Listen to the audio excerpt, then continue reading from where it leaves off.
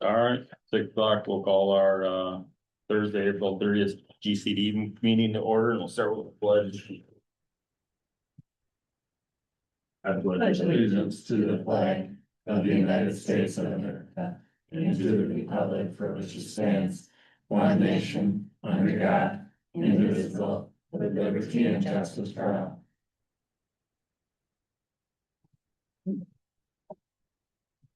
All right, is there a motion to accept the agenda? I'll make motion. I'll second it. Moved by Jolene, seconded by Erica. Any discussion? Seeing none, all in favor? Aye. Aye. Opposed, same sign, motion carries. The consent agenda. You have to approve the board minutes. Adam's working on claims, staff updates, some new hires and some transfers.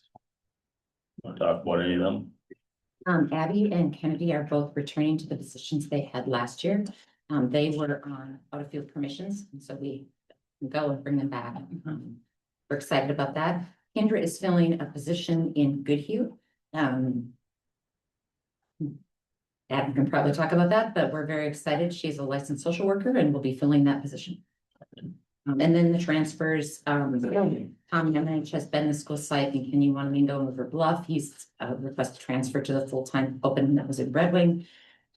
Bailey Russian was 0.5 Cannon, 0.5 Red Wing. She requested the full-time position in Cannon, and finally Carrie Hansen will be moving from Red Wing to Goodhue and a little bit of Zumbrota. Right. Is there a motion to accept the consent agenda? So moved. I'll second. Adam, Adam. moved by Adam, seconded by Therese. Any discussion? Seeing none, all in favor? Aye. Aye. Opposed, same sign, motion carries. I have no public input. Reports and communications, business manager Jackie. Budget report.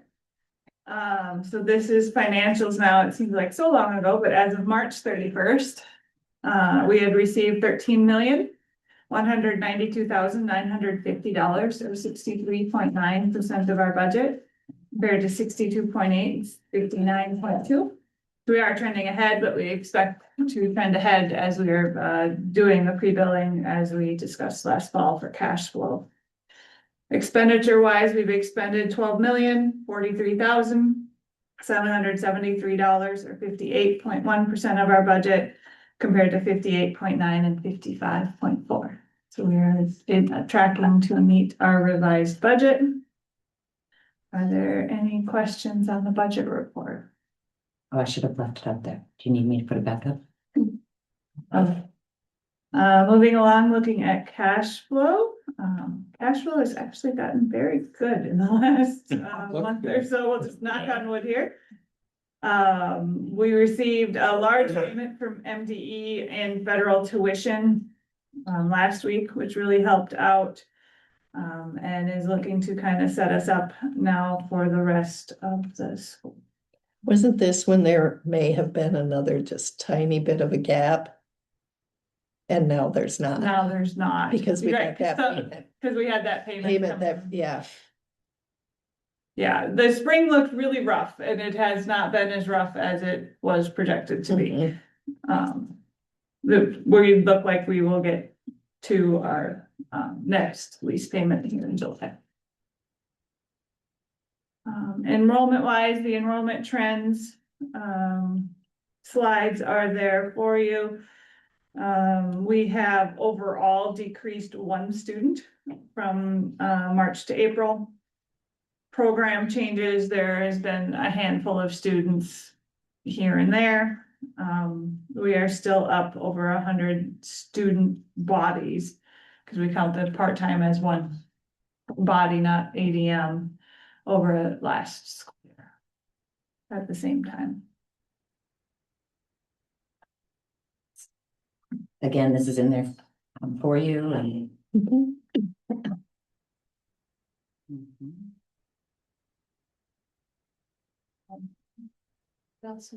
Bank rec is in there, just kind of for your information, so you can see that it is done, and then, yeah, the enrollment information is in there in 2 different formats.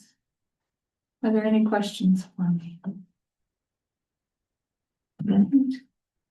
I appreciate getting both. You know, the graphs and the And then chart. chart. Yeah, thank you. All right, and then building the future. Yes, so, GCD has been awarded a $500,000 Grow Your Own Student Pathway grant from MDE. Significant investment in our region and a direct response to the challenge we're seeing in staffing, our teacher positions. So Jess is here tonight to share with us the plan for that. You are the first group to see this. She will then be sharing it out with superintendents, the principals, and school counselors. So Jess. We'll just pull up the PowerPoint.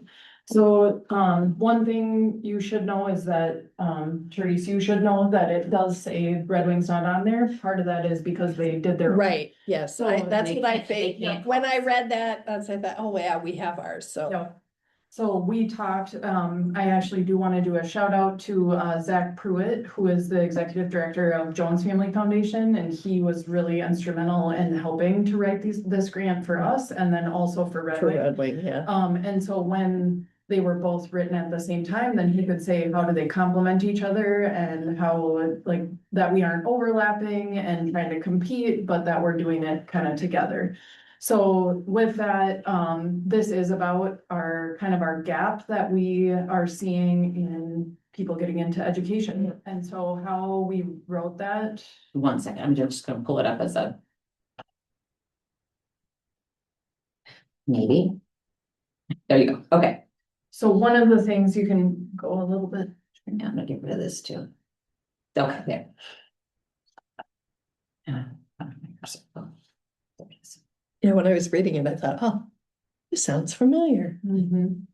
So one of the things that we see, and some of the issues that we see coming up as far as like behavior is students not seeing themselves in the teachers that are in their classrooms, looking demographic wise.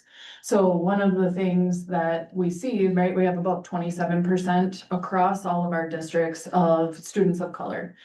2% of that is our students of color or of teachers of color in our districts. And so with that, there's a space to incentivize people that maybe sometimes a lot of women get into education because their teacher was a woman. And that's who you see in front of you as a teacher. There's a lot of research that says if we aren't gonna go to every student of color and say, you're now a future teacher. But if our counselors, so if you can keep going, Jerry, if our counselors see somebody who is interested in working with kids, but nobody's ever said to them, hey, have you thought about that? That would be what we're talking about. So this is over 5 years, that'll be 100 students. We would hopefully identify 40 students of color within that to incentivize and say to them, hey, have you ever thought about this? And coming back, that's why it's a grow your own project, because we're wanting them to come back to the community. So it would be targeted for 11th and 12th graders as this future teacher program. Keep going. So some of that, what that looks like is paid internships, tours, college visits, certifications they might need, and then helping them to, if you need to apply for scholarships, if you need to apply for FAFSA, this is what this looks like. Not just for students of color, but for all 100 that we would help to kind of get through this process. Now you can keep going. So there are barriers to why I don't go into education, or why I don't maybe know that that's a thing for me. Some of the things that students said to us is like, college is too expensive. I don't know how to apply for any of this stuff, and I don't have time. I have to work to support my family. So what we would do with that is during the school year, the students are going to be paid as 11th and 12th graders to work in your own elementary and your early childhood programs, so that they can make money to then hopefully find interest in this. If they don't, that's okay. The kids have also now seen somebody that looks like them working in your school, so we kind of get a double bonus in that. And then, where we invested the 500,000 is really in giving, financial support to students who go on in, wanting to become educators. So you can kind of see that. So, So when you talk about elementary and early childhood settings, does that include our school age childcare programs too, or is it classroom settings? school age childhood, are you talking about Caldwell? Like Kids Junction. Like Kids Junction or whatever, whatever you guys have for your Can kids. Cannon Kids, there you go. I did not write that in there. That wouldn't be that is a very interesting thing that I can add to that. Yeah, I'm Yeah. just, Yeah, no, it's just not something that we put in because we got feedback from principals, which then that didn't. come up. right, So, maybe that's not an area of need that. no, it's where really what we want is the need. Where is the need where we need kids to help work? Right. Because right now in early childhood, we have a gap right Right. now. Which is why we did early childhood and elementary ed in Goodhue County. We need more daycares and we need early childhood. So that's why we had a conversation with Southeast Service Minnesota's College Southeast. To say, can we do a pathway into your early childhood program so that they can do their first 2 years there? And we can send them who are working in our childcare, then going through the program with you while continuing to work with the childcare possibly. So hopefully ending that gap, not ending it, but giving a Band-Aid to what we have going on in Goodhue County. So to start, and you can see, I don't know why it won't let me take off the top tier up to 5,000. There's 2 of them. Sherry's like, get that off there. I couldn't. It's important.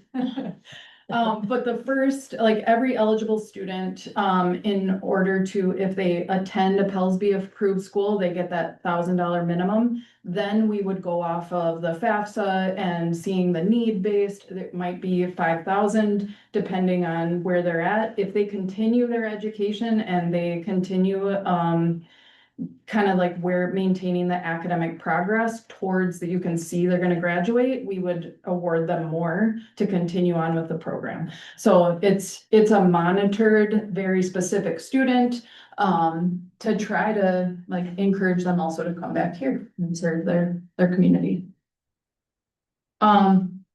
So this is not, I mean, I know we called it Future Teacher Club. We are not really targeting kids like that want to pad, I'm gonna call pad their resume, that they already know where they're going and here's a internship that I can have. That's really not the population we're looking for. We're looking for the kid who hasn't maybe been told, like, I see this in you. And so it's really specific. It's the same kind of conversation we have with counselors around the Learn and Earn program. Is like, this is for kids, Learn and Earn is for kids who want to go right into work right after school, and that's who we're going with. With this future educators, it's people who have not maybe been told, like, hey, I think this is an option for you and I'd love to help. So that's really what we're looking for. So if people say, well, that wasn't offered to me, might not have been. So, and it's not because you can't do it, it's just, we're looking for a little different kid.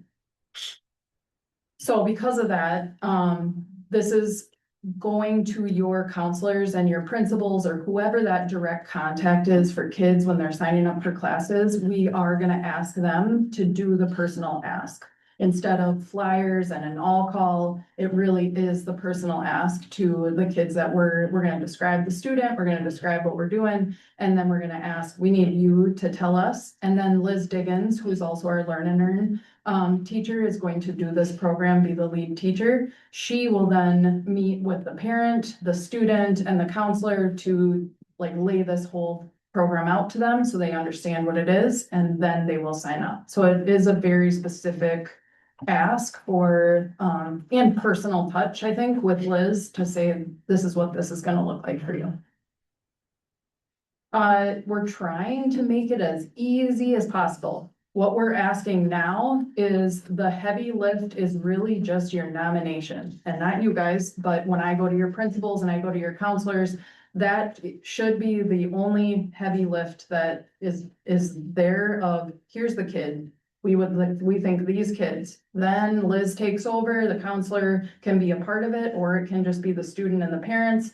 But Liz should be the one that then would be directly coordinating with them. Because of that, it will be a 5RO course, because in the past, we have been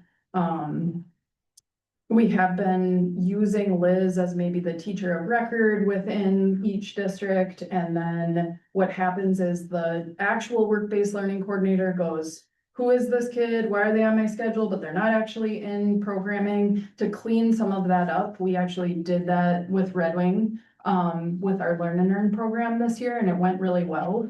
To just clean that up and kind of cut out a middleman that's like, where is this kid? Am I supposed to be looking after them? No, Liz is. So we're taking that kind of miscommunication off the table, because what has happened in the past is it looks like you're on your roster, but you have never seen the kid. So we had someone try to fail this kid because they'd never seen him before, not knowing that they were connecting with Liz through Learn and Earn. So we're trying to clear that. We got it all cleared up. The kid didn't fail, but there was a lot of like, hey, we've never seen this kid. And then the parents concerned. So we're trying to delete some of that miscommunication. So this is where I'm gonna ask for your principals and your counselors.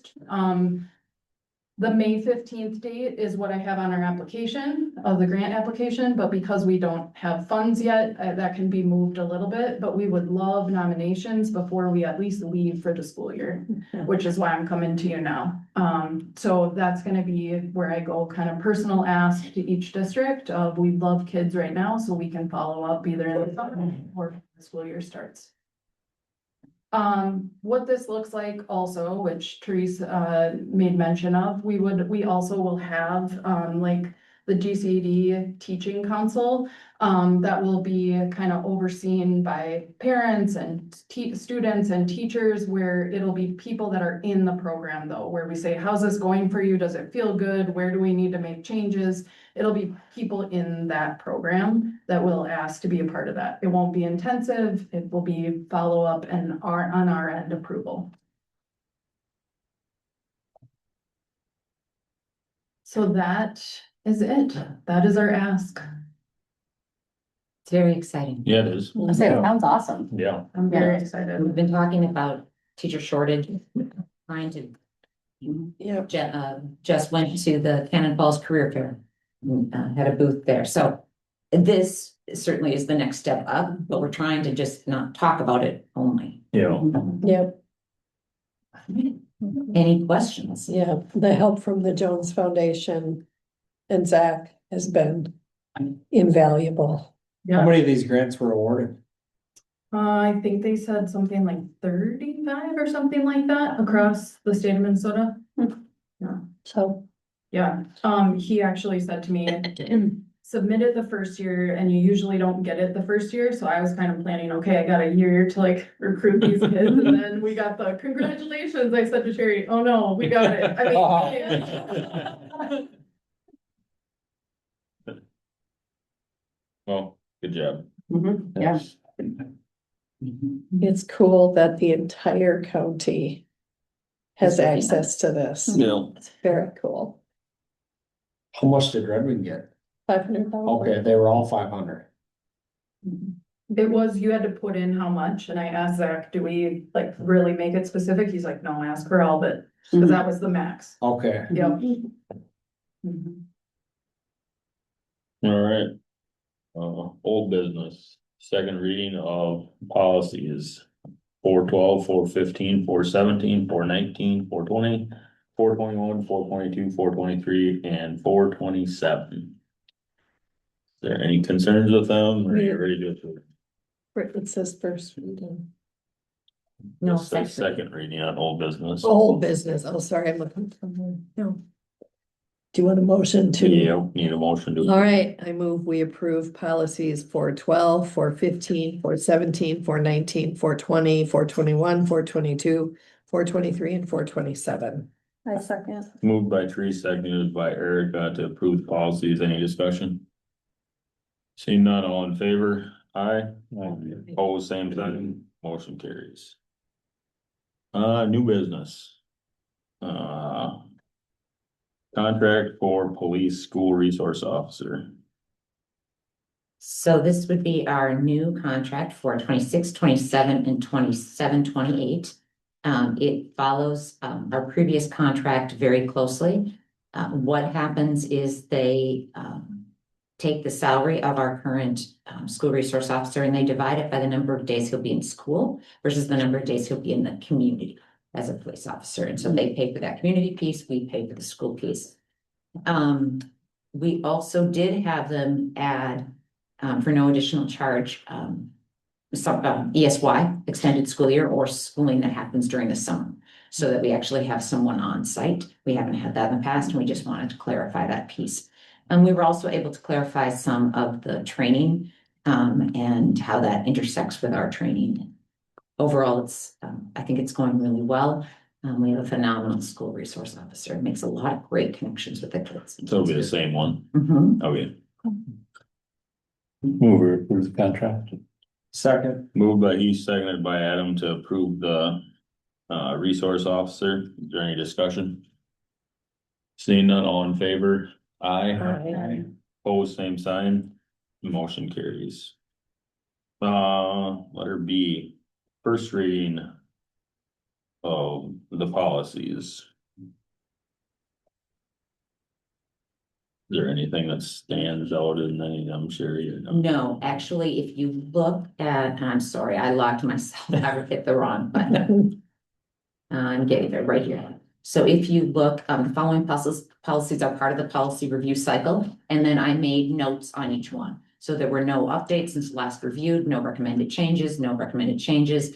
503 was revised, so that would be more changes in that one. 504, no changes. 505 was just technical updates. There was paragraph spacing that was off, but that was it. 507.5 is a new policy for our district, so that one I would definitely say you should hang on to. 508 and 513 had substantive changes. That means usually in the legislation and the name of the legislation or something like that. 516.5, there were updates again made, and then 518, no changes. I try to summarize it there for you so you know which ones to focus in on. And we are nearly done. We have one more group after this. Policy review cycles are challenging. Yep. All right, we'll bring them back to the next meeting for approval. Okay. Letter C, executive director agreement for 26, 27, 27, 28, and 28, 29. Heath and I met with Sherry, what, 3 weeks ago, something like that, 4 weeks ago. So we agreed upon a 5% the first year, a 3% second year, and a 3% last year. And then we went to the max with the HSA. There was no language changing. That was all we did, so. So the number, I guess it should be on there, and then. In the contract on what the amount of salary is gonna be, but yeah, it was pretty Change straightforward. out the part about, at the end of so-and-so 90, Yeah. we just Yeah, updated that 90, Yeah. the vacation day. What was the HSA previously? that was 5,000, I believe. No, it's the, whatever the max. Yeah, whatever.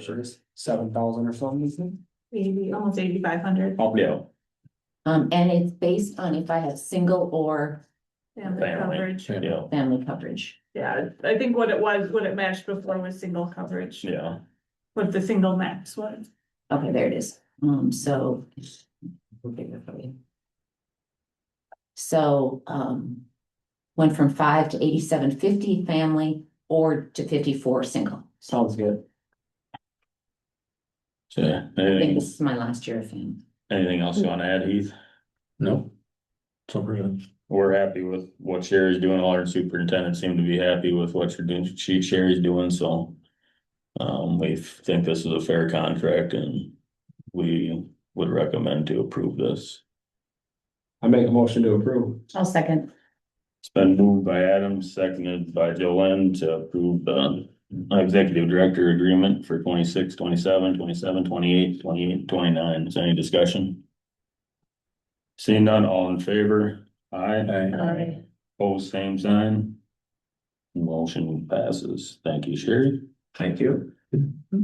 Any other? No, I was able to go to the Case Law and Leadership Conference in Atlanta. I will be honest, since my, and Jackie took a little escape from us. Yeah. My last few weeks have really blended together. Yeah. So it's hard for me to say why not, but in the last couple of weeks, I was able to go and, Case pays for all of those expenses. But it was really a tremendous conference. It is a purposely small conference where special education directors team with their school attorney and do presentations together. Jen Marquardt from here, also attended. And we're going to be bringing some things back to leadership and just, it's always amazing to get out of your area and realize these things are happening across the country. So for instance, the number of state complaints in every state is up dramatically. So the use of AI is another big topic that was talked about, restrictive procedures, discipline. So it was good to get that feedback, see how other states are managing those issues and bring that information back. And I wanted to share that. So. All right, any other board comments? What, I guess what is up with SMS and that? So what I can tell you is right now, so Jackie is working for SMS. So SMS covers our business management, our payroll, and our accounts payable. So we have three different people, accounts payable and accounts and payroll are like 0.2 each-ish. And so right now, that's where we are through June 30th. I believe that it is in our best interest to just go out for RFPs. I would imagine that SMS will send in an RFP, as will other agencies that do this. I think the advantages of being in a group that does it is they can reach out to each other and problem solve and come up with really great solutions versus someone singly. Also, as a smaller district, it's unlikely that we could hire someone without paying a tremendous amount, especially at 0.5. Where would we find a 0.5 person? So taking all of that into consideration, I just think that that's what we should do. Yeah. And we might end up in the same. So, but it tells us what our options are. Right. Yeah, I will say, there were some positives that came out, okay? So we're building in some redundancy that we didn't have before, okay? We are working on improving everyone's ability to code, okay? We found some systems that really aren't working, that we weren't aware of because they were happening kind of in isolation. And so we're able to clean some of those things out. So there were some benefits. Silver lining. Yeah. Silver lining, but I think that's really important. Yeah. And just the redundancy piece, that's a really important thing. We never know when someone might have to be gone for a while and it just helps us become a stronger organization. It is more difficult for us to operate without that position than it would be for our independent school districts, because your revenue continues to come in, your gen ed revenue. Okay? Most of our revenue has to be billed. So it's not only figuring out but how to bill all of those districts in the state. I think Evan called me almost every day to say, I'm really worried, how's it going? Yeah. Versus Yeah. Ryan could pretty much not do anything for a week and it was just fine. Yeah. And that's Yeah. not to say he wasn't on top of it, Yeah. but he didn't have to take any action. Yeah. So, so I Yeah. think that's something to consider. And everybody, I mean, I think within 20 minutes of Bob knowing, he was at my door, sitting down and saying, what do you need? Yeah. Right. Okay, so everyone understood. I got the calls and talked to all of your superintendents, and so very much a team. Is 0.5 enough?